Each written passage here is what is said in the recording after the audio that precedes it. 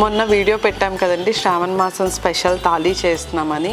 మేము కొంచెం రీసెర్చ్ చేసి కొన్ని ఐటమ్స్ అనుకున్నాం. అలాగే మీ ఎవరికైనా మంచి రెసిపీ ఏది ఉంటే చెప్పండి అని అడిగాము. చాలా కామెంట్స్ వచ్చినాయండి. కొంతమంది ఏమో సగ్గుబియ్యం పాయసం పెట్టమన్నారు, బెల్లం గారెలు పెట్టమన్నారు. సో అలా డిఫరెంట్ ఐటమ్స్ చెప్పారు.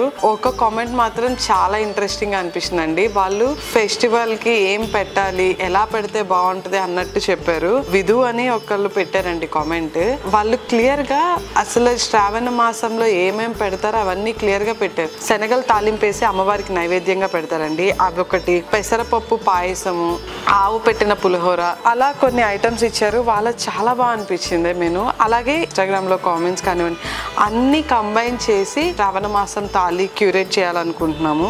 అలాగే ఇదంతా ట్రయల్స్ చేసి ట్రయల్లో మంచి ఐటమ్స్ ఏవొస్తాయో చూసి అవన్నీ పెడతామండి. మోస్ట్లీ ఈ ఫ్రైడే నుంచే స్టార్ట్ చేస్తామండి.